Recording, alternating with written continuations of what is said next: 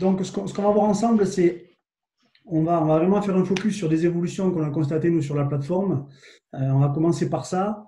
Après, on va répondre, bien sûr, aux questions. On a eu aussi, bien sûr, des questions sur les différents posts qu'on a fait cette semaine avec Julien. Et après, bien sûr, n'hésitez pas à nous poser directement aussi vos interrogations. Il y a des personnes qu'on connaît dans le chat. Je pense à Ruben, je pense à d'autres personnes qu'on connaît. C'est des gens qui interagissent aussi souvent avec nos publications. Déjà, je voudrais dire aussi que nous, bon, on explore au quotidien, qu'on ne pense pas aussi vraiment qu'il y ait de théories vraiment, je dirais, toutes faites sur LinkedIn.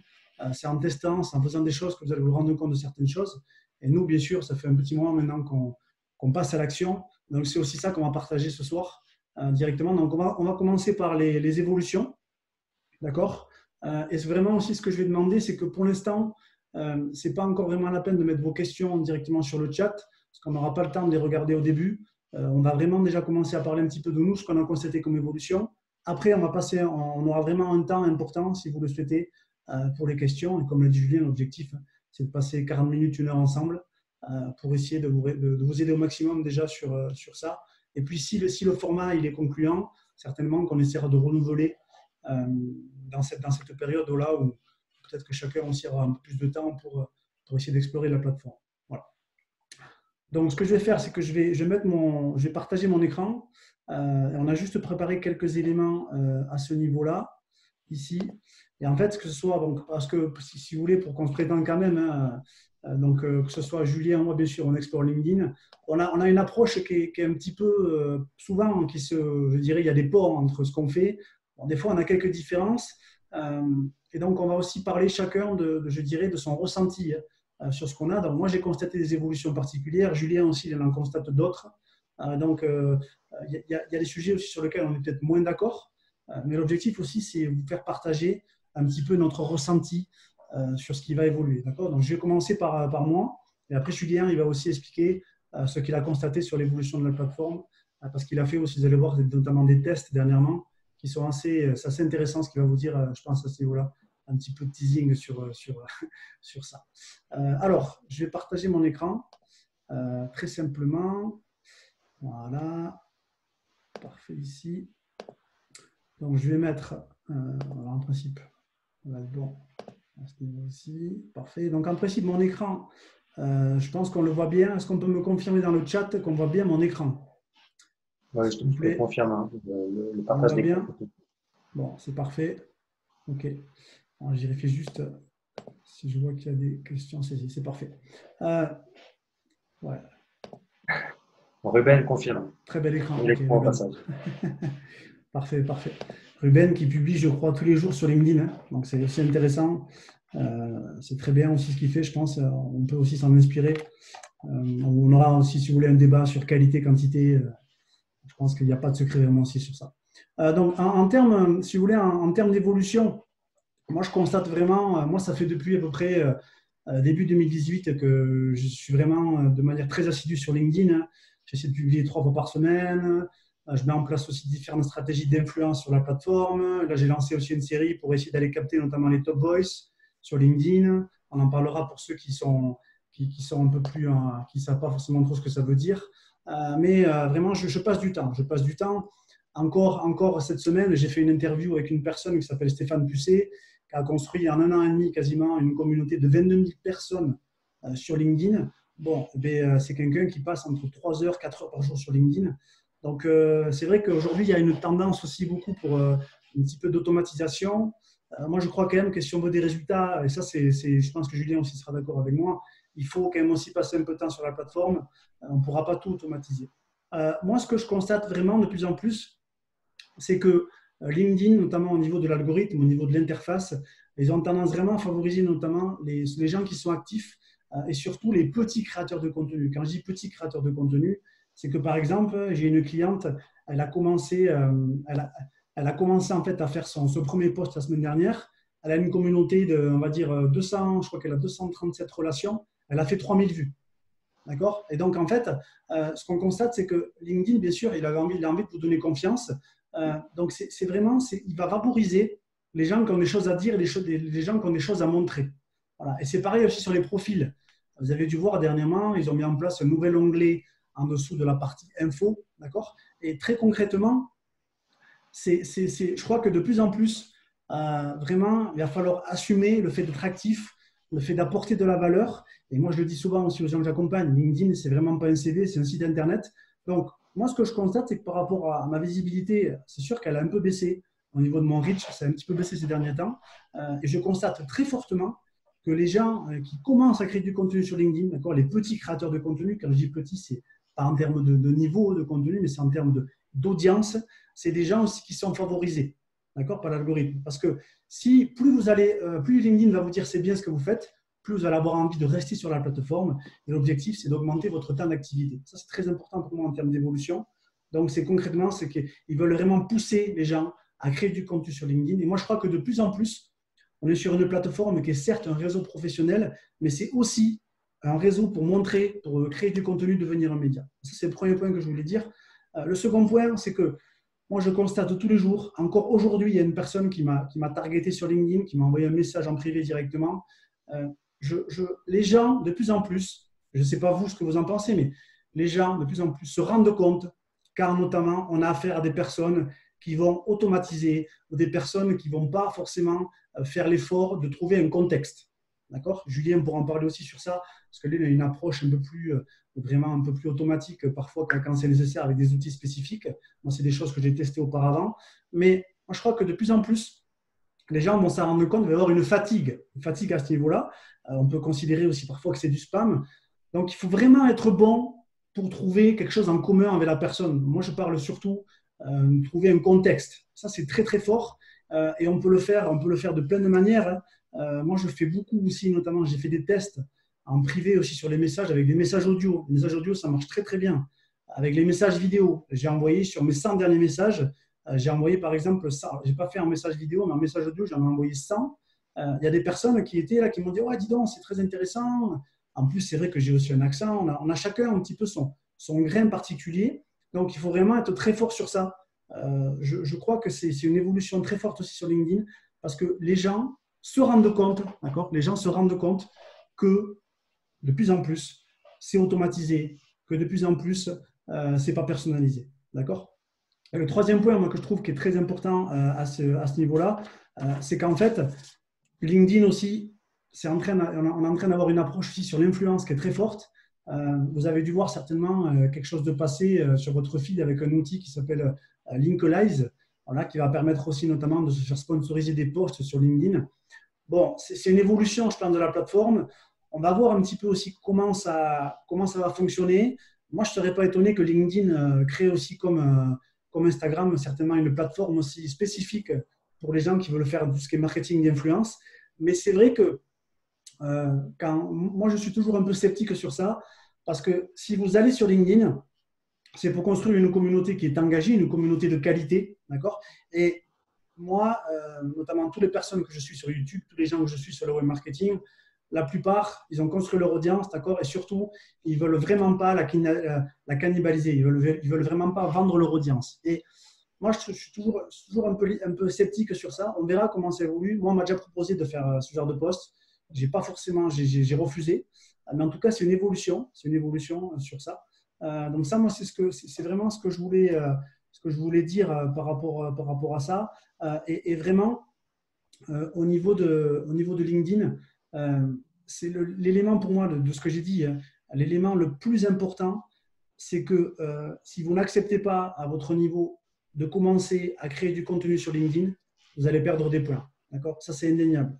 Parce que si vous créez du contenu, vous allez créer aussi de la confiance auprès des personnes qui vont vous suivre sur LinkedIn. C'est très important parce que moi, dans ma stratégie, j'essaie de créer un contexte, j'essaie de créer un prétexte aussi. Et d'ailleurs, je pense que sur LinkedIn, le seul souci qu'on doit avoir, c'est avoir une excuse, d'accord, et avoir un prétexte pour entrer en relation avec les gens. Si on a compris ça, je pense déjà qu'on est beaucoup plus fort. Et quelles que soient les évolutions de l'algorithme, parce que ça aussi, on peut faire des débats, on peut faire 300 000 débats sur ça, mais quelqu'un qui joue le jeu de la plateforme, d'accord, même si l'algorithme évolue, il sera toujours en première ligne. D'accord, il sera toujours en première ligne. Donc ça, c'est un point qui est important à ce niveau-là. Voilà moi ce que je voulais dire par rapport à ça. Je vais laisser la parole à Julien pour qui donne aussi son ressenti sur les évolutions de LinkedIn. Merci Julien pour ces 3 points. Pour ce qui est de mes 3 points, je pense que LinkedIn est en train de passer, va essayer en fait de développer le local. Je pense que l'importance du local devient très important, c'est-à-dire de passer à la fois du virtuel au réel et du réel au virtuel, d'avoir une communauté réelle dans l'endroit où on habite pour faire le lien, pour créer des événements en physique, mais également en fait de garder un lien en publiant régulièrement du contenu. Je pense que clairement, alors on le voit, il y a une fonctionnalité qui existe depuis très longtemps qui permet quand vous activez le Bluetooth de pouvoir chatter en fait avec des gens qui sont autour de vous, par exemple sur des événements, sur des événements, des salons professionnels. Vous pourriez à ce moment-là peut-être entrer en communication avec des prospects. Et en fait, le local prend de plus en plus de poids aujourd'hui. Et je me rends compte aussi d'une chose, c'est que les communautés qui ont beaucoup d'engagement, c'est aussi des gens qui créent des communautés à côté. C'est-à-dire qu'ils ont leur communauté sur LinkedIn, mais ils ont à côté une newsletter qui est assez forte où ils partagent beaucoup de conseils, beaucoup de choses. Ils ont un groupe Facebook à côté, ou alors ils créent des événements en physique. Et en fait, c'est ce qui fait un poids supplémentaire, c'est que on sait tous que le physique, ça permet de créer une relation un petit peu plus forte. Et donc, je pense que se limiter uniquement à Facebook pour créer une communauté, il faut aussi réfléchir à créer une communauté à côté, peut-être une communauté d'entraide, par exemple, pour aider un certain nombre de personnes. Et ça, c'est ce qui pèse de plus en plus, c'est le fait d'avoir une communauté extérieure où vous pouvez l'amener de temps en temps à des contenus LinkedIn. Moi, c'est ce que je fais. J'ai une petite newsletter que je partage une fois par semaine. Et en fait, qu'est-ce que je partage? En fait, c'est des liens vers les posts que j'ai publiés. Et en fait, ce qui se passe, c'est que les gens, en fait, cliquent dessus et ensuite, vont s'engager sur le post, soit par un like, soit par un commentaire. Et c'est des gens avec qui je crée une relation privilégiée et qui me permettent, pour des posts qui ont déjà bien fonctionné, finalement, de relancer la viralité du post. Donc, c'est un vrai plus d'avoir une communauté dans LinkedIn et aussi à l'extérieur.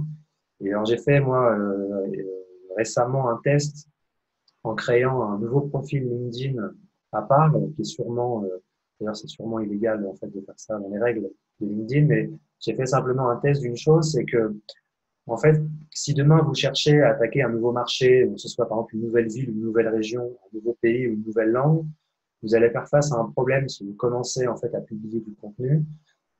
C'est qu'en fin de compte, les gens que vous avez rajoutés il y a très longtemps et qui vous échangez régulièrement en privé sur LinkedIn, c'est-à-dire vos collègues de travail, vos partenaires, vos collaborateurs, si imaginons que vous commencez à publier dans une langue différente, par exemple du français, en fait, ils vont voir votre contenu, mais ils vont pas interagir. Et vous allez avoir un taux d'interaction très profond. Donc, en fait, ce que j'ai fait, c'est que j'ai créé un profil en espagnol où, en fait, j'ai capté des leads. Je vais aller un peu vite, mais j'ai capté des leads par la publicité Facebook. J'ai récupéré des mails. J'ai créé, en fait, ce faux profil à partir d'une adresse dédiée que j'avais créée. J'ai téléchargé cette liste de prospects que j'avais captés par Facebook sur cette nouvelle adresse email. Et à partir de cette adresse email-là, j'ai créé un nouveau compte LinkedIn. Et qu'est-ce qui s'est passé? En fait, j'ai invité en fait tout le monde, sans message, sans rien, et j'ai publié un guide et j'ai dit aux gens, écoutez, si vous voulez recevoir le guide, il suffit de laisser un commentaire. Là, aujourd'hui, ça fait un peu plus d'une semaine et demie que le guide a été publié. J'ai quasiment atteint 200 commentaires et une soixantaine de likes. Donc, c'est des gens qui sont intéressés par le sujet. Et après, mon job par la suite, c'est en continu de leur proposer de la valeur ajoutée et surtout de créer de la discussion en privé derrière. Parce que finalement, s'ils ont téléchargé le guide, je vais leur envoyer le guide, du coup, derrière, ça peut permettre de créer une conversation. Donc, il y a ces histoires aussi du local qui fonctionne. Enfin, voilà, c'est un exemple. Par exemple, en local, pourquoi ça, le fait de l'importance finalement de travailler le local, mais également en physique, et d'avoir une newsletter en privé, d'avoir un groupe Facebook, d'avoir une communauté qu'on puisse animer en dehors de LinkedIn. Ça crée du poids supplémentaire dans son engagement et forcément du coup sur sa visibilité qu'on aura sur LinkedIn. L'autre point, c'était sur le personal branding. Je pense que clairement, on est au début. On entend beaucoup parler de personal branding, mais quand je vois ce qui se passe aux États-Unis, où on a en fait des indépendants ou même des gérants d'entreprise qui ont leur propre show chaque semaine avec un angle de vue de la caméra, avec un code couleur, voilà, avec une façon de parler de certains sujets. Ça va être hyper important dans finalement la capacité à signer des contrats et avoir un rapport de force de la négociation avec un client. C'est forcément plus vous avez une image forte et que vous avez une communauté engagée, Aujourd'hui, avoir 10 000 ou 20 000 abonnés dans son réseau, c'est hyper facile. Voilà, on envoie des invitations en masse et on va impressionner les gens parce qu'on va avoir 10 000 ou 20 000 abonnés. C'est un peu comme il y a 10 ans quand on avait 1 million de fans sur Facebook. Ben, je pense qu'on est tous au clair là-dessus, ça n'a absolument aucun intérêt. Et Julien donnait un exemple, mais en fait, j'ai des exemples où on peut avoir que 1000 abonnés, mais finalement, c'est 1000 entre guillemets super fans de notre contenu, de notre entreprise, de ce qu'on fait. Et il suffit qu'il y ait 10 à 15% de ces gens-là qui interagissent avec notre contenu, on aura beaucoup plus de visibilité qu'une personne qui a 20 000. Et si vous regardez d'ailleurs les personnes qui ont en général, pas tous, mais qui ont en général 10, 20 000 abonnés, quand ils publient du contenu, ils ont 1 ou 2 likes, ils ont même pas de commentaires. Donc finalement, la taille n'a pas d'importance, c'est vraiment d'être très très clair sur finalement à qui on veut parler et en fait d'être très proche. Et c'est un peu ce que disait Julien, c'est que oui, ça demande beaucoup de travail, de prendre du temps à converser avec les gens, répondre aux commentaires. Mais quand vous êtes à la tête d'une société ou quand vous travaillez dans une boîte, vous travaillez sur le long terme et donc créer des relations, c'est normal. Et il faut laisser aussi le temps à ce que les gens soient prêts à faire appel à vos services, que c'est pas le bon timing, ils n'ont pas le budget maintenant. Mais c'est de créer une relation avec eux et de les aider. Le personal branding va prendre de plus en plus de place et l'image de marque va avoir un poids demain quand vous allez aller chez un client ou quand un client va vous contacter. Forcément, si vous avez 3000 abonnés ou si vous en avez 10 000 et que vous avez une grosse communauté que vous êtes reconnu, le rapport de force sera pas le même. Et du coup, forcément, même sur la tarification, ce sera pas la même chose. Le dernier point que je voulais aborder, c'est la génération de leads. En effet, on peut automatiser certaines tâches, mais la problématique, c'est qu'on veut souvent essayer d'automatiser un petit peu trop rapidement. Est-ce qu'aujourd'hui, on peut… En fait, la question, c'est plutôt quelle est la meilleure stratégie pour générer des leads aujourd'hui? En fait, je pense qu'il y a deux façons, clairement. Je pense que la création de contenu, elle est hyper importante. C'est-à-dire que moi, les prospects avec qui je peux discuter chaque semaine, il y a des gens qui sont sur LinkedIn depuis 6 mois et il y a des gens qui y vont quasiment jamais, qui sont tombés un petit peu par hasard sur mon contenu et qui ont pris contact avec moi. Donc, la création de contenu, clairement, c'est devenu un passage obligé si vous voulez montrer votre expertise, que aussi, ça vous permet de vous différencier de vos concurrents. Mais la création de contenu, tous les formats, alors oui, en ce moment, le format PDF a plus de visibilité qu'un format vidéo, par exemple, mais c'est pas parce que finalement le format PDF fonctionne mieux qu'il faudrait faire que ça. Ce qu'il faut, et moi je vois beaucoup de gens qui ont une grosse communauté sur LinkedIn, avec qui j'ai discuté et qui n'arrivent pas à transformer derrière en client. Et on peut être très, très impressionné au départ sur la quantité de nombre enfin, en tout cas, leur réseau et le nombre de followers qu'ils peuvent avoir et la réalité business derrière qui est très, très forte. C'est pour ça que, et parfois on pourrait être surpris en disant, mais toi, tu n'as que 1000 ou 2000 personnes qui te suivent et pourtant tu arrives à signer des contrats, à signer 1 ou 2 contrats par semaine.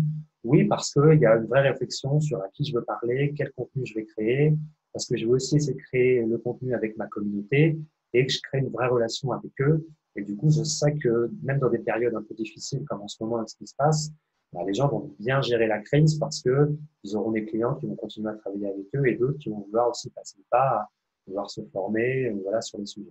Donc la création de contenu, elle est importante, mais aussi l'approche en direct. C'est-à-dire que clairement, elle fonctionne à partir du moment où vous êtes très clair sur qui vous voulez parler et à quelle problématique vous répondez. Ça marche encore de faire des emails, enfin, en tout cas des messages privés fois, mais il faut être chaleureux, il faut une approche humaine et ça sert à rien de vouloir envoyer 100 invitations par jour. En fait, les gens détestent ça. Euh, et voilà. Et pour terminer sur la question de la création de contenu, moi qui suis encore un petit créateur de contenu sur LinkedIn, assez rapidement on fait face aux critiques. Je me suis fait critiquer, on m'a traité de gourou sur des choses parce que je peux publier des guides. Honnêtement, je pense que il faut. Alors, je pense qu'il y a un point qui va être hyper important quand je parlais du monde de passer de l'aspect du monde local. Je pense que le personal branding va être hyper important aussi pour les entreprises et pour les salariés. Globalement, pour caricaturer un peu, mais globalement, les entreprises ont encore peur de communiquer sur LinkedIn et ils laissent un peu leurs commerciaux, les salariés le faire un peu de leur côté, même s'il y a beaucoup de boîtes qui se forment aujourd'hui, mais ils ont un peu peur du bad buzz. Alors honnêtement, il y a honnêtement peu de chances que ça arrive, parce qu'on est quand même sur LinkedIn, on est quand même globalement bienveillant, on est sur un réseau social professionnel. il arrivera très peu ce qui peut se passer tous les jours sur Twitter, par exemple. Mais ce qui se passe, c'est qu'il va falloir trouver le bon angle entre le fait de garder finalement le discours de l'entreprise et en même temps d'avoir un peu son discours personnel au sein de l'entreprise, parce que les gens ne veulent pas se retrouver avec du contenu d'entreprise classique, de la vidéo de présentation qu'on peut avoir partout. Il faut en fin de compte que chaque salarié d'une entreprise trouve un petit peu sa différence dans sa communication. Et je pense que c'est l'un des défis des entreprises demain, c'est comment on fait en sorte d'avoir un discours cohérent pour l'ensemble des salariés et en même temps pouvoir leur laisser une certaine liberté parce qu'on ne fait pas de business sans humain et que à un moment donné, on sait très bien que si on prend une équipe de 10 commerciaux, ils seront tous différents dans leur approche et dans leur façon d'amener les gens à acheter un produit, mais il faut leur laisser en fait cette différence-là parce que sinon, si en fait tout le monde répond de la même façon avec les mêmes réponses, on a peu de chances de créer du business et une différenciation là-dessus. Donc voilà en gros sur les 3 points que je voulais aborder sur les évolutions LinkedIn. Alors si vous avez des questions, n'hésitez pas, soit vous pouvez les poser dans le chat, soit sinon vous pouvez intervenir, allumer votre micro et poser votre question, il n'y a aucun souci là-dessus. Alors, on va répondre aux questions juste après. Parce qu'on a vu une question très intéressante qu'on nous a posée notamment sur un de mes posts sur LinkedIn. C'était une question de Damien, hein, que je connais assez bien. On a échangé au téléphone notamment plusieurs fois, qui demandait pour la prospection efficace en B2B sur LinkedIn. On va juste essayer d'apporter un éclairage sur ça et après on va répondre à toutes les questions s'il y en a. N'hésitez vraiment pas à nous challenger. Enfin, voilà, c'est vraiment un échange aussi qu'on veut avoir sur tout ce qu'il y a comme questions spécifiques sur LinkedIn. Et c'est vrai que par rapport à ce que dit Damien, c'est très intéressant parce que l'objectif, moi, mon objectif sur LinkedIn, c'est pas de faire des vues. Moi, mon objectif sur LinkedIn, c'est pas d'avoir une audience énorme. Mon objectif, c'est capter du prospect. D'accord? Qu'on se le dise, c'est le seul indicateur que je regarde. D'ailleurs, je vous invite vraiment, si vous voulez avoir des résultats sur LinkedIn, si votre objectif, c'est rencontrer des professionnels, le seul objectif, le seul critère, ça sera celui-là. Moi, comme je fais du business sur LinkedIn, mon objectif, c'est bien sûr d'avoir des gens qui me contactent en privé. Mais si je devais apporter un élément de réflexion à Damien sur ça, moi, je dirais que si tu veux commencer, après, il y a la question, bien sûr, aussi de ta capacité de prospection, on va y venir, mais je dirais pour moi qu'il y a 3 éléments qui sont très importants. Julien pourra apporter des compléments, bien évidemment. Mais déjà, la première question, c'est déjà qui tu veux toucher, d'accord? C'est-à-dire quelle est ta cible, quelles sont les personnes que tu veux toucher, et surtout, est-ce que ce panel de cibles, il est je dirais, relativement important ou pas? D'accord? Parce que moi, je considère que s'il est important, là, dans ces cas-là, tu pourras peut-être t'orienter, notamment sur certains outils d'automatisation, type Prospecting, il y en a d'autres qui existent, etc., etc. Ça, c'est tout à fait possible. Mais si tu as un panel qui est un peu plus restreint, moi, j'aurais plus une approche quand même, je dirais, plus qualitative, entre guillemets, même si on peut faire du qualitatif avec un outil aussi, mais je le ferai plus à la main. D'ailleurs, j'insiste aussi sur le fait que vous pouvez aussi notamment faire appel à des personnes où vous allez leur remettre notamment des scripts et vous allez leur dire, en fonction de ce qui va se passer sur mon profil LinkedIn, tu vas faire ça. D'accord? Moi, on m'a déjà posé la question de le faire. C'est tout à fait possible. D'accord? On appelle ça aussi des assistants virtuels, c'est tout à fait possible. Dans la première question, moi, ça serait vraiment ça. La deuxième question, c'est surtout le prétexte que tu vas essayer d'utiliser pour entrer en relation avec ces personnes. D'accord? Et moi, c'est pour ça que je fais du contenu, parce que ça m'aide à entrer plus facilement en relation avec les gens. Moi, je ne fais plus de prospection directe sur LinkedIn. D'accord? J'en ai fait très, très peu. Je fais ce qu'on appelle de l'inbound marketing. Je ne vais pas directement chercher les personnes. Mais ça, c'est quelque chose que tu peux faire. Simplement, il faut travailler la mise en contexte. C'est-à-dire que notamment sur la note personnelle, il va falloir de suite créer le lien en commun avec la personne. Donc, il va falloir le faire dès notamment la deuxième ligne. Voilà, les notes personnelles, faites vraiment pas quelque chose de long, mais ajoutez de suite bonjour. Moi, je mets bonjour monsieur, bonjour madame, le nom de famille, virgule. Et à la ligne, de suite, montrer le lien en commun pour rassurer la personne. Ça, c'est important. Et après, là où il faut être bon, c'est notamment le scénario de discussion, le scénario de conversation. Parce que moi, je crois qu'un des gros pouvoirs de LinkedIn, et souvent les personnes n'en ont pas conscience, c'est le fait de générer les conversations. Et moi, par rapport à ma prospection que je fais, moi je dis que je fais de la prospection inversée sur LinkedIn. d'accord? Parce que j'interprète des signaux, on en parlera après s'il y a des questions, mais pour moi, c'est plus facile de générer des conversations parce qu'il y a des gens qui vont s'intéresser tous les jours à mon contenu. Et moi, alors là, ça s'est un peu calmé avec le coronavirus, mais moi, je génère tous les jours, je générais il y a encore une semaine tous les jours, entre 5 et 10 conversations en privé sur LinkedIn. D'accord? Donc ça, c'est clairement aussi bien sûr de la prospection. Mais moi, j'emploierais plus ce terme prospection inversée. Donc il faut le faire en 3 phases. C'est vraiment ta cible. Ensuite, après, c'est comment est-ce qu'on va entrer en relation avec elle. Donc ça s'appelle aussi faire le targeting, cibler bien les personnes. Et après, le lien en commun. Et la troisième étape, c'est qu'est-ce qu'on construit comme scénario. Et le meilleur moyen aussi d'apporter de la confiance auprès de la personne, ça peut être aussi de la mettre en relation avec du contenu que tu as déjà fait. Voilà, mais sans forcément être dans une approche de vente, essayer d'être dans une approche, c'est pas évident bien sûr, essayer d'être dans une approche, devenir un peu un conseiller pour son audience. Voilà. Et après, dès que la personne elle est intéressée, tu peux mettre un lien, un planificateur, tout ça, et après faciliter justement la prise de contact. Moi, c'est ça que je ferais, et je ferai un essai notamment sur 3 semaines, un mois, pour arriver à voir ça. Et pour ceux qui veulent aller plus loin aussi sur la partie notamment bien cibler les gens, on peut très bien aussi tester la version premium gratuite pendant 30 jours. Voilà, ça permet aussi de vraiment d'aller chercher dans le cœur de la data LinkedIn. Parce que ce qu'il faut quand même savoir, c'est que si vous faites trop de recherches en naturel sur LinkedIn, il va couper vos résultats. Voilà, moi, je dirais ça. Et après, bien sûr, il faut mesurer la performance. Mais le point clé, moi, je pense que c'est beaucoup plus dur d'arriver à faire de la prospection de manière assez intensive sur LinkedIn si on ne crée pas de contenu. D'accord? Les gens, il faut les rassurer. Et encore une fois, je dis aussi à des étudiants que je forme, personne ne vous attend. D'accord? Tout le monde s'en fiche de ce que vous vendez. Donc, il faut rassurer les personnes et aussi, on est vraiment saturé par l'information. D'accord? Moi, c'est ça que je dirais comme conseil sur la partie prospection. Julien, si tu veux ajouter des compléments, je te laisse la parole.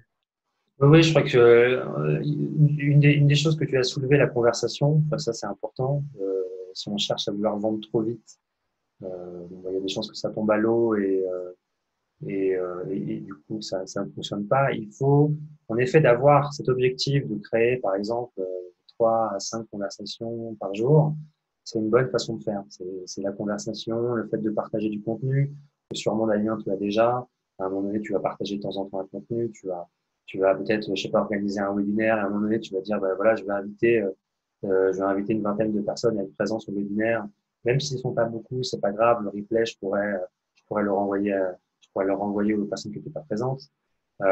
L'idée, en effet, c'est de créer la relation. Si tu cherches à vendre, mais ça, je suis convaincu que tu sais déjà tout de suite, ça ne fonctionnera pas. Donc, en réalité, je pense que le succès, en fait, d'avoir plus de clients, il passera par le fait de multiplier les conversations et d'apprendre à la fois ce qu'on appelle en anglais le small talk, donc cette capacité à parler de tout et de rien facilement et de créer une relation avec les gens, et en même temps les amener à passer étape par étape dans le tunnel de vente, voilà, selon les contenus que tu vas leur passer, et peut-être les amener à te dire bah, à la fin je fais un webinaire ou je les amène à un rendez-vous téléphonique parce que je les nourris régulièrement de contenu.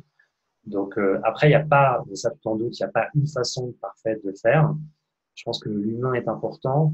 Toi, tu as ta différenciation par rapport à ton marché. Je pense que tu gardes cette différenciation-là. Clairement, créer du contenu, c'est important parce que ça t'apporte en fait de la visibilité régulièrement. En fait, on se rend pas compte, mais il y a des gens qui nous suivent régulièrement. On fait pas attention. Et j'ai aussi un peu cette impression que les gens, à un moment donné, qui nous envoient un message et qui nous disent j'aimerais bien vous avoir au téléphone. Alors moi, je regarde honnêtement, quasiment 100% de ces gens-là n'ont jamais liké ou commenté un de mes contenus. Par contre, ils me suivent peut-être depuis 6 mois, 3 mois, 2 mois, 1 mois. Donc, c'est un peu ce qu'on appelle la majorité silencieuse. Et c'est des gens qui ne vont jamais faire partie de cette communauté active. Par contre, qui suivent un petit peu à gauche, à droite ce qui se passe. Ils se font leur avis. Puis à un moment donné, ils vont se dire, bon, bah, je vais contacter Julien, je vais contacter Damien pour avoir un rendez-vous téléphonique et un petit peu mieux comprendre quel est leur service. Donc, je pense qu'il faut allier les deux, du contenu pour montrer des preuves, faire des études de cas aussi quand tu es en conversation avec des gens sur une problématique précise, par exemple avec une taille d'entreprise qui est assez proche, ou un client, je sais pas, tu as travaillé, tu as accompagné, je sais pas, un DRH ou une équipe commerciale, et ben, c'est à un moment donné au directeur commercial de lui présenter une étude de cas qui est très très proche en termes de structure, par exemple, ou en termes de marché, qui est très proche de ton prospect, parce que là, ça va lui parler. Et en effet, Julien l'a dit, pourquoi pas utiliser d'utiliser l'audio, d'envoyer des messages. et même de faire des vidéos dédiées à la personne, en lui disant bonjour, prénom. Et ça prend un peu plus de temps, mais là, vous cherchez vraiment Tout à à fait. créer une relation, vous surprenez en même temps le prospect.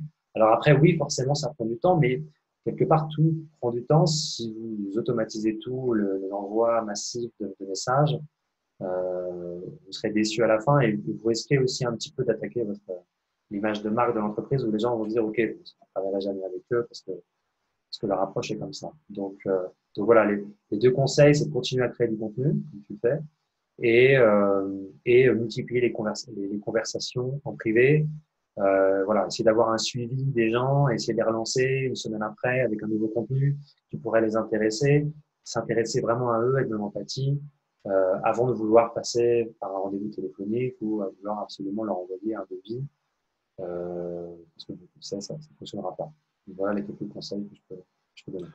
Bon, ce qu'on va faire, on va commencer à répondre aux questions. Parce qu'il y a eu quelques questions dans le chat. Je ne sais pas si tu les vois toi aussi, Julien. Oui, oui, je les vois. La première, je pense qu'elle va être plutôt pour. Enfin, tu peux, si tu veux aussi te répondre à la première ou tu veux que je le fasse. Alors oui, alors vaut-il mieux publier à partir de la France en fonction de l'heure du pays visé? Euh, En fait, il faut simplement s'adapter aux horaires. Enfin, bon, l'horaire a forcément une importance. Après, ça dépend. Il y a des périodes. En fait, plus il y a de gens qui vont publier, plus ça va être difficile d'avoir de la visibilité. Clairement, je me rends compte que sur certains contenus, j'ai moins de visibilité qu'il y a 6 mois parce qu'il y a de plus en plus de gens qui publient. Maintenant, oui, forcément, le matin, ça marchera mieux. Et à partir, on va dire, de 17h, ça marche mieux. Mais parfois, on va publier à 11h et ça va cartonner. En fait, ça va dépendre à un moment donné aussi qui va liker et commenter. Il suffit que tu es vraiment un influenceur qui va avoir 40 000, 50 000 abonné qui va liker ou commenter, il va t'apporter une grosse visibilité et peut-être derrière t'apporter beaucoup de commentaires. Donc il y a aussi il y a une part de hasard de l'algorithme, comment il va distribuer ton contenu et qui va interagir à ton contenu. Moi, j'ai vu parfois, en 24 heures, il se passe rien, puis à un moment donné, il y a 2, 3 personnes qui réagissent sur le contenu et puis d'un coup, ça s'accélère. Donc voilà, après oui, forcément, il faut, si tu veux publier en France, il faut respecter les horaires de travail classiques. Ça tendance toujours pareil, ça dépend de ta cible, hein. Ça dépend de l'audience que tu veux essayer de toucher. C'est une question qui n'est pas évidente, mais Julien, il a répondu, je crois, à ce niveau-là. On a une question de Camille. Alors, c'est une question assez longue. Est-ce que les campagnes massives de LinkedIn actuelles ne dégradent pas l'image, l'approche de cet outil? Le mix Facebook, LinkedIn, les posts me semble souvent être plus du Facebook. Alors, ça, c'est un constat qu'on voit, mais je pense qu'il faut l'accepter. Je vois des pubs LinkedIn sur Facebook, confusion des genres, baisse qualitative de LinkedIn. Moi, je pense qu'en fait, il y aura toujours des débats sur ça. Moi, honnêtement, c'est quelque chose qui me passe un petit peu par-dessus. Il y aura toujours des grandes théories, il y aura toujours des gens qui vont vous dire il faut faire ça, il ne faut pas faire ça. Moi, je crois que c'est en testant des choses que vous allez vous rendre compte de ce qui marche, ce qui ne marche pas, hein. Moi, j'ai fait un post il y a 3 semaines là, sur quelque chose que j'ai vu sur un marketeur américain. Il y a des Français qui ont en privé qui m'ont dit mais qu'est-ce que tu fais? Ça n'a rien à faire sur LinkedIn. Bon, j'ai fait 40 000 vues. Voilà, bon. Alors attention, je dis pas qu'il n'y a pas que la vue, mais quand même, si tu as un peu de vue, tu as un peu de crédibilité. Donc, c'est toujours, c'est pas évident. Moi, les campagnes massives LinkedIn, encore aujourd'hui, la personne qui m'a envoyé un message en privé, je lui ai dit, bon, moi, je pense que c'est pas la bonne approche, mais parce qu'il utilise mal les outils. C'est pas les outils qui sont pas bons, c'est la façon de l'utiliser. D'accord? Parce qu'il y a des personnes qui ne créent pas de contenu sur LinkedIn, qui captent des prospects. Et moi, je pense que c'est pas à l'heure où on est submergé par l'information, à l'heure où on sait que le client, le prospect est autonome dans sa décision, à l'heure où on sait aussi que sur LinkedIn, moi, je sais que le processus d'achat de mes prospects, il est long. Julien me disait, il y a des gens qui l'ont vu 3, 4 mois, 5 mois, 6 mois. Donc, les gens, il faut qu'ils te voient. Les gens, il faut qu'ils me voient. La personne, il faut qu'elle me voit peut-être 6 fois, 7 fois, 9 fois. Là, ce soir, on fait un live, d'accord? Sur le live, on n'a rien à vendre, mais c'est quand même aussi une stratégie de contenu. D'accord? Peut-être que si vous ne travaillez pas avec nous, dans 3 mois, dans 4 mois, vous allez vous souvenir de ce qu'on fait. Ou peut-être que dorénavant, vous allez plus facilement regarder nos contenus. Donc, moi, je crois vraiment en fait, à cette approche-là. Sur l'évolution aussi de LinkedIn, on dit que ça ressemble à du Facebook. Pourquoi pas? Moi, je pense qu'aussi, surtout en France, on a du mal à assumer peut-être l'évolution aussi de LinkedIn. D'accord? Et aussi peut-être aussi l'évolution qui fait qu'on a d'accepter le côté voyeur. Alors, ça ne veut pas dire que vous allez mettre des vidéos de chats, des photos de chats, mais concrètement, il y a un commercial que j'ai aidé un petit peu cette semaine. Je lui ai dit, ton entreprise, on s'en fout. Les gens, ce qu'ils veulent, c'est te voir à toi. Les gens, ce qu'ils veulent, c'est Dorian Giordano. Ils ne veulent pas savoir que tu travailles chez Labo France et que tu vends des matériels pour la peinture. Tout le monde s'en fiche. Les gens, ce qu'ils veulent, c'est l'humain qu'il y a derrière. Et pas pour le plaisir de raconter sa vie, mais pour essayer de documenter son quotidien. Ça, c'est très important à ce niveau-là. Donc, moi, je dirais ça. Il y aura toujours un débat sur ça, mais de toute façon, aussi, je terminerai sur ça. Plus il y a de gens sur une plateforme, plus l'essence même de la plateforme va un peu se diluer. Ça, c'est normal. On le constate partout. On l'a constaté sur Facebook, on l'a constaté sur Instagram. Ça sera pareil sur LinkedIn. Par contre, ce qui est certain, c'est que ceux qui vont saisir les opportunités aujourd'hui, mais ce n'est pas dans 6 mois, hein, c'est maintenant, hein, c'est eux qui vont prendre les meilleures places. Et n'oubliez pas aussi une chose, c'est que sur LinkedIn, vous pouvez aussi capter du prospect avec la recherche LinkedIn, avec le référencement qu'il y a sur LinkedIn. Moi, les personnes qui ne me connaissent pas, quand elles vont taper formation LinkedIn, maintenant, je remonte très souvent dans les 3 premiers résultats. Alors que je n'ai pas une communauté à 40 000 personnes sur LinkedIn. Mais c'est un travail, d'accord, que j'ai fait depuis plus de 2 ans. C'est ça que je pourrais dire. Je ne sais pas, Julien, si tu veux compléter un petit peu. Oui, là, sur les questions, alors oui, il y a un risque de forcément de faire des campagnes massives et de dégrader un peu son image. Bon, après, les gens, je pense que quand ils voient un message privé, que ça ne les intéresse pas, ils ne vont pas plus loin. Ils ne vont pas forcément chercher le nom de l'entreprise. C'est une approche qui peut être attestée, mais qui ne fonctionnera pas parce que je pense que les gens, en fait, on est habitué maintenant, donc on voit venir. C'est comme un email, un peu spam, on voit venir, donc ça ne va pas plus loin. Soit on va le mettre en spam, soit on va supprimer, voilà. Donc oui, il y a un risque. Maintenant, après, il y a aussi le fait de se poser beaucoup de questions, c'est bien, mais il y a aussi à un moment donné de tester. C'est-à-dire que moi, après, quand je partage des guides, par exemple, c'est des études de cas concrètes avec des captures d'écran, comme voilà les résultats, qu'est-ce que ça a donné, qu'est-ce qui a fonctionné, qu'est-ce qui n'a pas fonctionné. Ça va marcher maintenant, peut-être que dans 6 mois, en fait, l'étude de cas ne fonctionnera plus et il faudra changer la façon de faire. Mais oui, il y a un risque. Maintenant, je ne crois pas que les gens creusent l'information derrière de qui est l'entreprise et de se dire je la bannis à vie. Parce qu'elle ne saura même pas, mais 6 mois après, elle aura acheté dans l'entreprise parce qu'un commercial aura fait une autre approche. Sur le mix Facebook, LinkedIn, en fait, pourquoi utiliser les deux Ce que je me suis rendu compte, c'est qu'on n'utilise jamais son adresse en général professionnelle quand on crée son profil LinkedIn. On utilise une adresse personnelle qui est parfois la même, on a utilisé la même que pour son compte Facebook. Et donc, c'est pour ça qu'on a en fait des taux de match assez importants entre le fait de capter des emails par Facebook et après d'inviter les gens sur LinkedIn. En fait, l'objectif de ça, il est aussi de multiplier les points de contact avec les prospects. Alors forcément, si on arrive à les capter, parce que la publicité sur Facebook coûte quand même beaucoup moins cher que sur LinkedIn, donc quand on est une petite boîte et qu'on n'a pas forcément beaucoup de budget, c'est une bonne façon de faire. C'est une façon un peu maligne d'essayer de contourner la publicité de LinkedIn. Et finalement, c'est d'ajouter un point de contact sur LinkedIn en créant du contenu et après en créant de la relation. Donc voilà pourquoi le mix.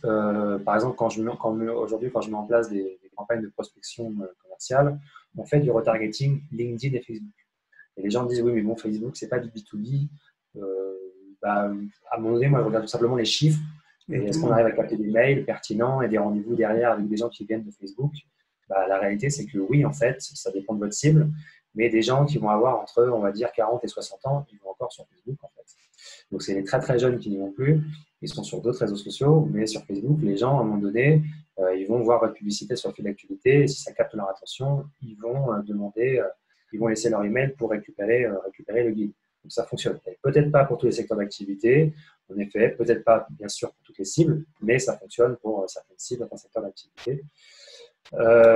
Ensuite, on voit des pubs LinkedIn sur Facebook. Oui, ça c'est classique. La publicité sur Facebook coûte tellement moins que finalement, si je cherchais à promouvoir mon activité ou le fait simplement que LinkedIn fasse de la publicité sur Facebook, c'est normal, hein, c'est capter des utilisateurs. Donc, sur la confusion des gens et une baisse qualitative de LinkedIn, disons que je pense que globalement, plus il y aura de gens qui vont être sur le réseau, plus en effet la qualité va diminuer.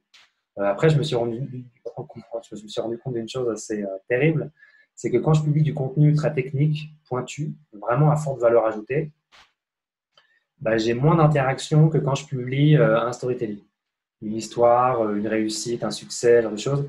C'est un peu la réalité. Il faut arriver à manier les deux. Il faut faire les deux parce que vous faites face à des gens qui ont besoin un peu d'aspect technique pour comprendre que vous êtes expert sur le sujet, que vous y connaissez. Mais réellement, vous pourriez avoir une grosse communauté en simplement, et je pense que ça aussi, c'est un des secrets. Il ne faut pas forcément être trop technique, parce qu'en fait, vous perdez beaucoup de gens, et parfois, il faut des contenus un peu plus légers, un peu plus simples, de storytelling, ce genre de choses bien faites. Hein. Ça se réfléchit, ça se travaille. Mais forcément, quand vous dites que vous avez signé un nouveau contrat, vous avez largement dépassé les 100 likes, alors que si vous sortez un guide hyper technique sur 2-3 outils pointus qui permettent, je ne sais pas, d'automatiser des tâches, voilà, bah, vous allez atteindre difficilement les 20 ou 30 likes. Donc, il faut lier ce côté storytelling et ce côté contenu un peu. Ouais, il y avait une question encore de Camille, quelle est la durée de vie active d'un post LinkedIn? Ça dépend. Moi, j'ai des posts qui ont duré plus de 15 jours, des posts qui ont duré 3 jours. Ça dépend. Si ton post est bon, il va remonter. Hein. En plus, des fois, l'algorithme de LinkedIn, il a tendance à faire une boucle. C'est-à-dire que ton post, il peut revenir, il peut remonter à la surface au niveau du fil d'actualité. Il n'y a pas de règle sur ça. Ce qui est certain, c'est que sur LinkedIn, ça peut durer un peu plus longtemps la vie du contenu que sur les autres réseaux sociaux. Mais il n'y a pas de… ça, moi, c'est ce que je constate au quotidien. Est-ce qu'on va arriver à un réseau pro plus quali si LinkedIn devient aussi massif? Moi, je pense que LinkedIn, ça va rester une référence. Après, il y aura des mutations. Ça appartient à Microsoft. Donc, les réseaux sociaux, ils évoluent. Mais par contre, ce qui est certain, c'est que les personnes qui vont prendre les places aujourd'hui, moi, j'ai déjà vu des personnes, ils ont 23 ans, ils ont tout cartonné sur LinkedIn. Hein. Donc, c'est vraiment une évolution. Il y a des règles, il y a des codes. Moi, je pense aussi que moi, souvent aussi, un des axes sur lequel je fais aussi pivoter un peu les personnes que j'accompagne aussi, c'est la confiance en soi. Parce que, en fait, moi, je sais ce que c'est un petit peu que de se jeter à l'eau. Julien aussi, on sait ce que c'est parfois aussi de faire, même si le regard des autres, je pense qu'au moment, on s'en fiche complètement, mais on a toujours un peu ce syndrome de se dire, est-ce que je suis légitime? Est-ce que c'est pertinent? Mais le problème, c'est que les gens qui ont réussi, qu'est-ce qu'ils ont fait? Mais ils ont fait souvent au début du contenu qui était, excusez-moi l'expression, qui était pourri. C'est la vérité, c'est la stricte vérité. Et simplement, c'est qu'ils se sont entraînés. Et donc, il y a aussi, je pense, un vrai état d'esprit à avoir sur ça. Et la vraie question aussi qu'il faut se poser, c'est que si par exemple, tu as une toute petite audience, tu prends zéro risque. Si ton contenu est bon, au limite, il va être un peu viral. Si ton contenu n'est pas bon, quasiment personne ne va le voir. Voilà. Moi, je dirais ça. Je ne sais pas si tu veux répondre, Julien, à la dernière question de Iman. Si non, mais par rapport à ce que tu as dit, je suis d'accord, je n'ai rien à rajouter sur ce que tu as dit. C'est parfait. Ouais, il y a une question d'Iman. Aujourd'hui, une spécialiste de LinkedIn. Bon, alors moi, déjà, je ne pense pas qu'être spécialiste de LinkedIn. Hein. Je pense que c'est avant tout des gens qui explorent. Hein. Voilà. Tout comme je ne pense pas aussi qu'il y ait d'experts LinkedIn. Elle m'a dit que mon social selling n'est pas terrible. Comment le prendre, sachant que je n'ai rien à vendre? Je m'instruis avec ma revue de presse. Tu n'as rien à vendre. Tu n'as rien à vendre. C'est-à-dire, qu'est-ce que tu fais? Tu es sur LinkedIn pour une recherche d'emploi, tu es sur LinkedIn parce qu'en tant que salarié, tu es sur LinkedIn parce que tu proposes de la prestation. Est-ce que tu pourrais développer un peu ton propos, Iman, s'il te plaît, pour qu'on apporte un complément d'information avec Julien sur ça? Mais en tout cas, pour répondre au début, sur la question, en tout cas la première question que tu as posée, c'est finalement, c'est un point de vue. C'est-à-dire que moi, Iman, j'ai parfois vu passer tes posts en fil d'actualité, ta revue de presse, j'ai trouvé ça très cool. Je me suis même dit, putain, c'est dommage, j'ai pas eu l'idée avant, mais je la trouve, c'est vrai, t'as vraiment une super idée. C'est son point de vue. Moi, je te connais absolument pas. J'ai dû voir 2-3 posts de toi passer dans mon fil d'actualité. Je trouvais ça super bien. Donc voilà, après, c'est son point de vue à elle. Et en fait, c'est ça aussi la chose, c'est que tout le monde aura un point de vue sur la façon de faire. Il y aura toujours des gens pour te dire, tu devrais plutôt faire. Enfin, moi, voilà, comme je l'ai dit tout à l'heure, on m'a déjà traité plusieurs fois de gourou en disant que j'étais un gourou, alors que je publiais juste des guides et que les gens n'avaient même pas pris le temps de lire le guide. Donc, après, c'est un point de vue. Je pense que même si tu n'as rien à vendre aujourd'hui, c'est pas grave, tu développes une communauté et peut-être que ça va t'amener dans 6 mois, dans 1 an à faire autre chose. Donc, là-dessus, c'est un point de vue. Si toi, tu es en phase avec ce que tu fais et que, en plus, je pense que pour le coup, tu vois vraiment de commentaires hyper positifs dans ce que tu fais, dans ce que tu partages. Donc, continue. Après, là-dessus, je pense oui, il me semble, Iman, c'est toi qui fais un peu de veille, c'est ça? Qui reprend certaines publications des personnes sur LinkedIn. Oui, elle fait une revue de presse. Dans le chat. Elle fait des captures d'écran de posts et elle en fait une revue de presse. Il me semble. Ouais, mais ça, c'est très bien. Ça, c'est un premier levier qu'on peut faire. Moi, je pense qu'après, les meilleures opportunités, c'est en créant son contenu très rapidement. Moi, je pourrais te donner ce conseil de créer ton propre contenu parce que les gens, ils ne sont pas là pour que tu reprennes le contenu des autres. Ce qui va les intéresser, c'est ton contenu à toi. Voilà. Mais peut-être que tu pourrais avoir ta propre revue de presse, mais sans forcément reprendre à chaque fois ce que tu fais chez les personnes. Mais c'est bien, c'est déjà c'est un bon début. Mais surtout, ce qui est important d'arriver à comprendre, c'est que même moi, c'est ce que je dis aussi aux étudiants, c'est que les étudiants, parfois, ils se disent, j'ai 2 ans, j'ai 3 ans, LinkedIn, c'est pas important. Mais non, mais ça, c'est pas vrai, ça. Parce que quand tu vas sortir, quelqu'un qui a construit une communauté, c'est comme un influenceur. Un influenceur qui a créé un réseau, qui a créé une audience. Admettons, je sais pas, il fait de la musique, il va lancer une marque de vêtements. Il y a des gens qui vont le suivre sur cette marque de vêtements. Il va lancer un podcast, il y a des gens qui vont le suivre sur ce podcast. Et c'est pareil, si tu crées une audience, tu as des gens qui sont intéressés par ce que tu fais, si tu crées un réseau de qualité, tu auras des opportunités, mais par contre, tu ne peux pas te dire où est-ce que ça va te mener. Mais par contre, ce qui est sûr et certain, c'est qu'il y a des personnes. Moi, j'ai un exemple, tu peux aller voir le profil de Stéphane Pusset. Voilà, Stéphane Pusset, on a conversé ensemble, je crois, avant-hier. Il était commercial. Aujourd'hui, il va commencer à vendre des solutions de communication sur les réseaux sociaux et sur LinkedIn. Donc, concrètement, au début, quand il s'est lancé sur LinkedIn, il m'a dit, moi, Julien, je suis arrivé sur LinkedIn, je me suis dit, j'ai envie de rencontrer les gens. C'est très bien, parce que je pense que le offline, c'est ça aussi une des clés de LinkedIn. Vraiment, si vous voulez aussi tout casser, faites aussi du offline. Rencontrer des gens une fois par semaine, une fois tous les 15 jours, ça fonctionne. Il a commencé comme ça. Il a créé des groupes. Il a créé ce qu'on appelle notamment Linkit, voilà, c'est-à-dire des petits déjeuners, des déjeuners avec des personnes de son réseau parce qu'il était commercial. Et ça a pris, ça a pris, ça a pris, ça a pris, tout en organique, bien évidemment. Ça a pris du temps. Mais maintenant, il y a des gens qui lui posent la question, OK Stéphane, mais comment tu as fait pour faire ça?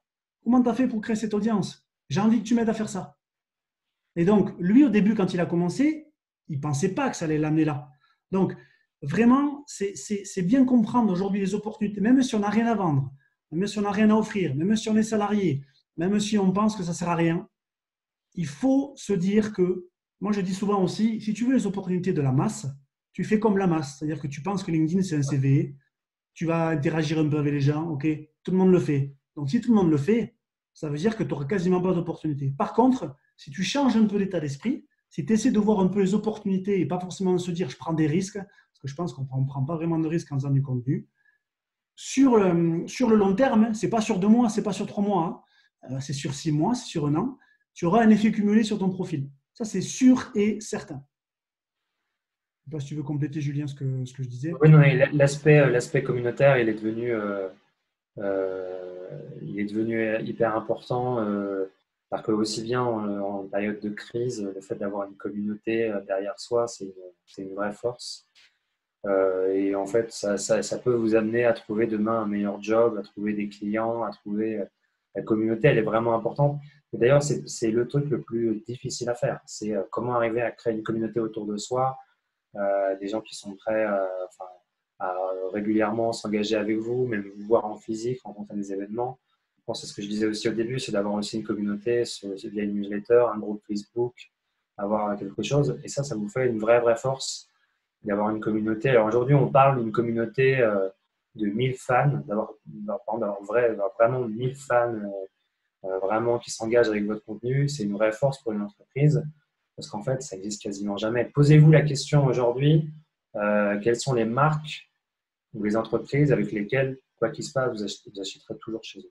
Finalement, il y a très peu de marques auxquelles on est vraiment attaché. Il y en a peut-être 2 ou 3, vraiment, on sait que quoi qu'il se passe, on ira chez eux. Alors, le jour où on est une entreprise, on a cette capacité de créer une communauté comme ça très forte, il y a une vraie puissance. Il y a des gens qui vont vous défendre sur les réseaux sociaux, c'est des gens qui vont partager votre contenu, c'est des gens qui vont interagir, qui vont vous apporter de la visibilité, parce qu'ils apprennent des choses avec vous, parce qu'ils vont grandir avec vous. Et ça, en fait, c'est hyper important. Donc, ce travail-là, il est vraiment… Non, mais c'est le but premier, quoi. C'est vraiment comment j'arrive à développer une communauté. C'est vraiment les mêmes ressorts que pour une entreprise, sauf que c'est appliqué à une personne, d'accord? Et même aussi l'évolution peut-être qu'on va constater, c'est peut-être aussi que les recruteurs, hein, si on parle de l'aspect plus salarié, ils vont regarder aussi votre capital social.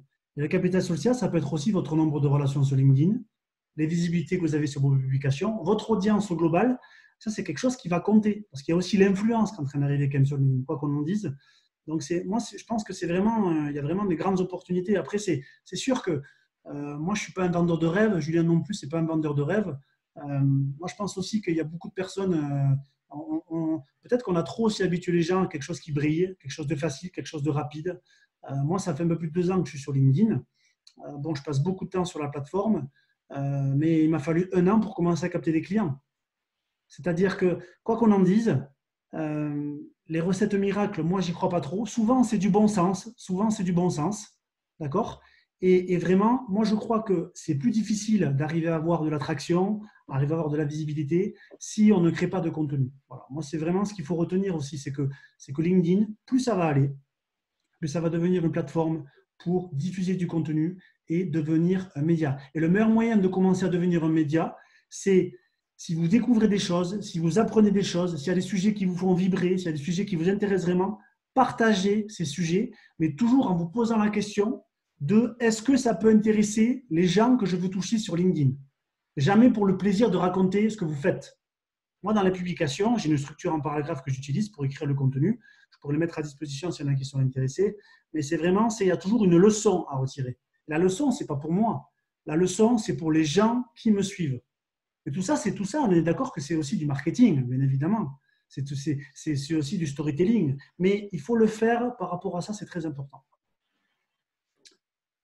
Il y avait une question. Pour publier du contenu ailleurs que sur notre blog, vaut-il mieux un article sur LinkedIn ou sur Medium? Alors, je vais répondre après, Julien, tu pourras compléter si tu veux. Les articles LinkedIn, moi, j'ai constaté que ça ne marchait pas trop en termes de visibilité. Enfin, là, ils ont fait des modifications sur l'interface, mais avant, ils mettaient dans la partie info, juste en dessous, au niveau des médias, ils te mettaient les articles en premier. Alors maintenant, ça a changé, tu peux mettre ce que tu veux. Moi, je te recommande plus, alors Medium, pour ceux qui ne connaissent pas, c'est un réseau social aussi, qui permet directement de faire du contenu. Il y a beaucoup de gens sur les startups, sur la tech, la partie les entrepreneurs qui sont sur Medium. Et à un moment, il y en a qui disaient que ça allait remplacer WordPress pour créer du contenu. Ça sert à ça.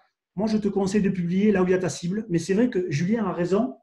C'est pour ça, moi aussi, que je suis en train de reprendre aussi mon contenu que je fais sur YouTube. C'est que je pense qu'il ne faut pas tout mettre sur une plateforme. Voilà. C'est pour ça aussi que ça peut être intéressant de capter les informations sur les personnes qui vont te suivre. Un email, un numéro de téléphone. Mais les capter, après je te laisse parler, Julien, mais les capter vraiment en leur disant, en leur, parce que je vois ta tête, les capter vraiment en leur disant, moi je crois que les gens moi je le propose encore, par exemple, tout ce qui est les aimants à prospects, c'est-à-dire je te donne un cadeau, tu récupères un email. Je ne suis pas sûr que ça va vraiment encore fonctionner beaucoup. Je crois qu'il va falloir vraiment que la personne, si elle s'abonne à un email, si tu lui offres un contenu, c'est vraiment parce qu'elle va avoir envie que tu lui envoies du contenu régulièrement et pas simplement pour le cadeau. Voilà, moi c'est ce que je pourrais expliquer sur ça pour ta question. Oui, alors sur la question sur publier ailleurs, est-ce que ailleurs que sur LinkedIn, en effet, sur les articles LinkedIn, ils ont clairement baissé en termes de visibilité par rapport à un post natif. Donc, du coup, le fait de publier, on a moins de visibilité. Maintenant, ça peut toujours être un contenu qu'on peut partager dans une conversation qu'on a avec un prospect. On peut très bien utiliser cet article-là. Comme ça, la personne reste sur LinkedIn. Comme ça, la conversation, la messagerie, elle reste ouverte. Donc, à un moment donné, disant, écoutez, j'ai juste de lire. C'est hyper intéressant et tout. Donc c'est en effet, par contre, en termes de visibilité, oui, c'est complètement diminué. Ouais. Est-ce qu'il faut publier sur Medium? Camille pose la question de ce qu'est Medium. C'est une plateforme de blog en fait qui vient des États-Unis, qui était très proche, qui est plutôt sur des sujets, on va dire, start-up, productivité, tout ça, qui arrive en France. Et voilà, on est vraiment sur des sujets plutôt start-up, et voilà, growth hacking. Après, je pense que quand on se pose ce genre de questions, en fait, il faut publier et il faut voir ce que ça donne en termes de résultats. Honnêtement, moi, ça fait pas mal d'années que je me pose plus. Et quand j'ai ce genre de questions, je vais faire les deux. Et puis, je vais mesurer dans un mois lequel fonctionne le mieux. Parce que certains vont vous dire, ouais, Medium, moi, je l'ai testé, ça fonctionne bien. Vous allez le tester, ça ne va pas fonctionner. D'autres vont vous dire, moi, ça n'a pas fonctionné. Et pour vous, ça va fonctionner. Donc, non, je pense que ça a essayé de publier sur Medium et de voir. Mais en tout cas, clairement, oui. Moi aussi, j'avais publié un article il y a quelques mois. Et la visibilité est vraiment très, très faible, alors que je crois que j'avais atteint plus de 200 likes. Et honnêtement, si j'avais eu 200 likes sur un post, j'aurais beaucoup plus de visibilité, au moins 10 fois plus. Mais il peut servir à être utilisé dans la conversation par un chat. Tout à fait. Alors, est-ce qu'il y a encore quelques questions qu'on pourrait prendre sur ça? Mais moi, c'est certain qu'en tout cas aujourd'hui, en termes de performance organique, je pense qu'il y a peu d'équivalence en termes de réseau social par rapport à LinkedIn. Moi, je vous dis, moi j'ai à peu près 7700 personnes qui me suivent sur LinkedIn. À chaque publication, je fais entre 3000 et 5000 vues. Voilà. Des fois, ça va beaucoup plus loin. Bon, c'est plus difficile maintenant, je pense, de faire des scores avec beaucoup de visibilité. Mais vraiment, il faut commencer à créer un peu de contenu, mais essayez de devenir le meilleur conseiller de votre cible. Voilà. Et si vous apprenez des choses, délivrez ces choses. N'ayez pas peur d'apporter du contenu premium. N'ayez pas peur de ça. Les gens sont feignants. Les gens ne vont pas retenir. Et les gens, après, le but, c'est de leur, que vous puissiez aussi augmenter, qu'ils puissent faire, pardon, la confiance envers votre contenu soit plus forte. Ça, c'est important. Est-ce que tu veux répondre à la question, peut-être Julien, qui vient d'arriver? Oui, pour réussir sur LinkedIn, devons-nous être obligés d'appartenir à un pod qui booste nos posts, ce qui après nous oblige à liker et commenter des Ah, posts ça, c'est une bonne hors question, ligne ça. ou éditorial souvent? Bah, moi, j'ai fait un test avec les pods sur deux posts. Il y en a un qui a dépassé les 500 likes et l'autre, je crois qu'il a eu 280. Et en termes de visibilité, c'est absolument zéro. J'ai fait le test, j'ai regardé, c'est absolument zéro. Aujourd'hui, LinkedIn capte en fait quand c'est le pod. Il le voit très bien. Donc, le fait d'appartenir à un pod aujourd'hui ne sert à rien du tout en termes de visibilité. Alors, ça impressionne juste quand on tombe sur vos posts en disant waouh, 500. Si vous avez une vingtaine de 30 commentaires, c'est bien. Mais non, c'est pas nécessaire. Et en fait, aujourd'hui, on en vient à réfléchir à des pods entre guillemets intelligents, c'est-à-dire semi-automatisés et semi à la main, où bah, en fait, les gens vont faire partie d'un groupe de gens, mais qui vont vraiment mettre des commentaires à valeur ajoutée. C'est-à-dire qu'on passe aujourd'hui par des pods, on va dire par secteur d'activité, par exemple, sur certains sujets. Je pense que c'est vers ça qu'on tend aujourd'hui. Maintenant, moi, quand j'ai fait les tests du pod, parce que je voulais voir ce que ça donne, honnêtement, j'ai même pas gagné en prenant 400 likes, j'ai même pas gagné, je crois, 200 vues, quelque chose comme ça. Il y a vraiment eu le avant-après, c'est-à-dire que j'ai publié, enfin, j'ai utilisé le pod 48 heures après le post.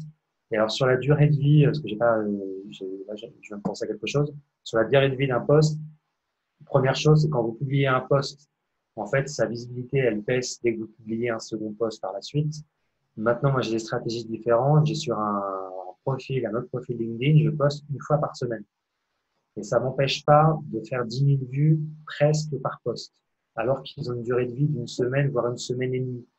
Donc, la stratégie de vouloir publier tous les jours, tous les 2 jours, ou voilà, ça va dépendre de sa capacité à créer du Écrire du contenu contenu. aussi, bien sûr. Mais après, voilà, j'ai des contenus, ils durent une semaine et je continue. Alors, bien sûr, avoir beaucoup moins de commentaires, mais ça me permet d'atteindre 10 Ouais. 000 sur un post qui dure une semaine.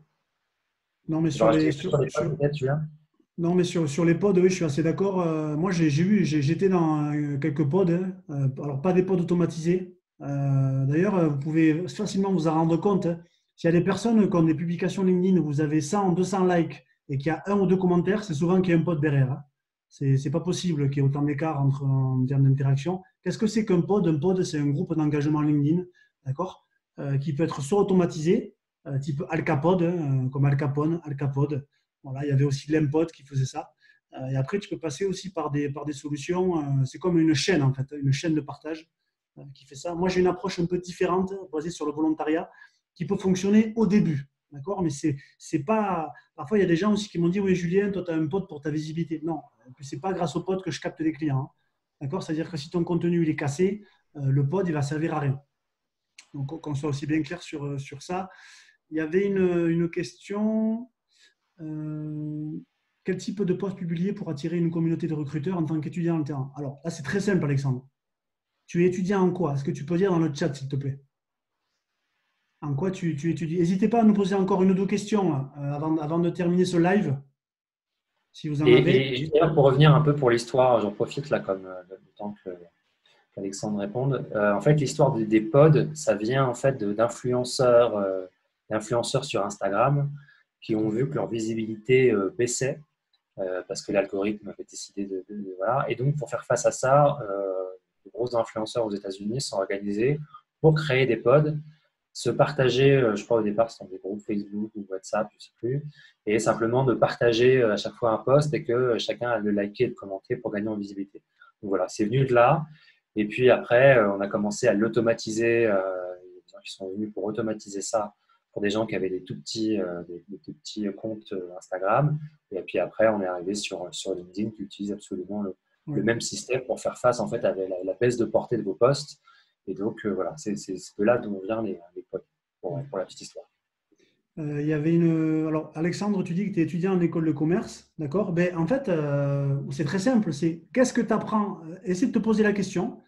À chaque cours que tu termines dans ton école de commerce, qu'est-ce qu'il y a qui t'a perturbé? Qu'est-ce qu'il y a que tu as appris? D'accord? Quelque chose qui t'a vraiment, qui te dit, ah ouais, ce qu'il a dit, cet intervenant, ça m'a chamboulé. Tu fais un contenu sur ça. À chaque fois, tu fais un contenu sur ça. Et toujours, tu essayes de montrer aux gens ce que tu découvres. D'accord? Envoie-moi un message en privé, je t'enverrai, si tu veux, ma structure en paragraphe pour écrire du contenu sur LinkedIn. J'ai 4 paragraphes pour essayer de capter l'attention. Mais commence par faire ça. Commence par faire ça. D'accord? Le meilleur moyen, c'est de commencer. Donc, dès que tu apprends quelque chose, partage-le sur LinkedIn. Voilà, partage-le. C'est très important. Il y avait. Donc, merci. Et alors, pour ajouter un petit point, je pense que la question, c'est aussi de te poser, te dire quel poste tu vises en alternance chez ces entreprises-là.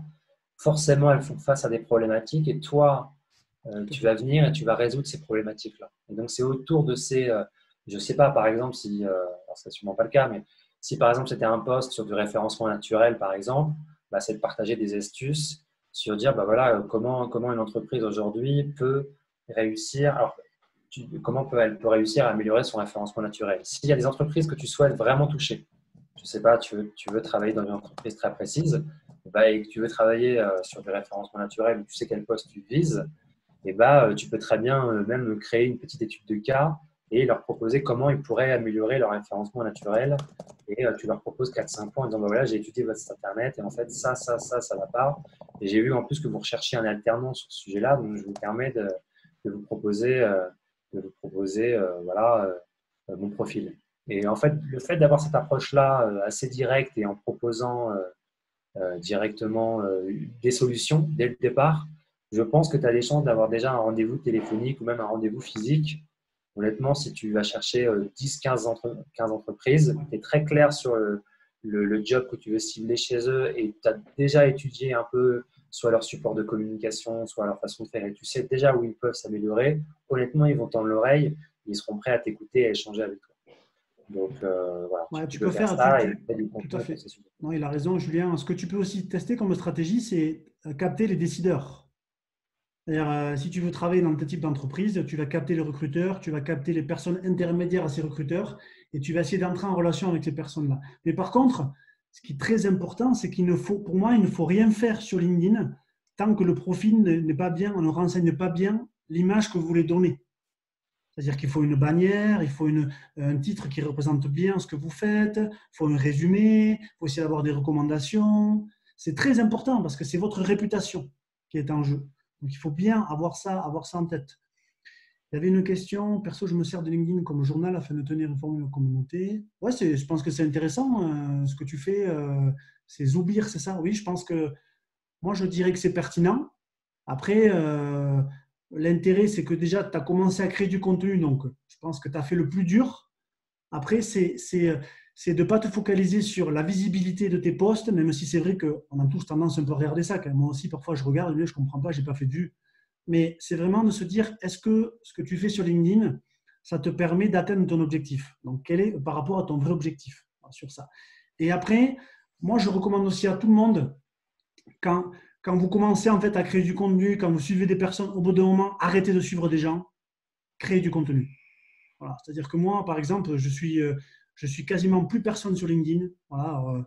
Je suis quelques Américains, quelques Australiens, mais je veux dire, vraiment, une fois qu'on a compris comment ça fonctionne, il ne faut pas chercher à répéter ce que font les gens. C'est difficile, hein. Il ne faut pas chercher à répéter ce que font les gens, mais il faut aussi un petit peu de se démarquer. Et ça, c'est en faisant. C'est en faisant. Et c'est vrai que la partie personal branding, en France, on est relativement, je dirais, c'est quelque chose d'assez nouveau, mais la différence aussi va se faire par rapport à ça. Donc, c'est pour ça qu'on peut très bien aussi associer une particularité de son quotidien, ou une particularité, je ne sais pas, ça peut être une particularité physique, une particularité de sa vie. Par exemple, sur les Top Boys LinkedIn, je ne sais pas si vous avez vu le classement de Top Boys LinkedIn 2019, vous avez par exemple une avocate qui a marqué dans son titre « Avocate sportive de l'extrême ». Il y a marqué aussi, il y a une conférencière qui est pianiste, qui compose des chansons. C'est-à-dire qu'on voit clairement ce que c'est le personal branding. C'est associer des éléments, d'accord, des compétences professionnelles a aussi des éléments qui font qu'on est unique, qui font qu'on est un être humain différent des autres. Et ça, il faut bien le comprendre aussi. Est-ce qu'il y a d'autres questions sur ça? Ouais, ben, il faut que tu commences à créer du contenu sur ça. Il y avait une question qu'on m'a posée en privé. C'est une dernière question, on va la prendre et après on va clôturer ce live. Perso, je me sers de mine comme journal. Ah non, mais c'est bon, c'était ça. Et moi, je pense que c'est pertinent. Il faut que tu continues sur ça. Le plus important, c'est de basculer sur un petit peu de création de contenu. D'accord? Mais c'est vrai qu'aussi le offline marche très bien. Hein.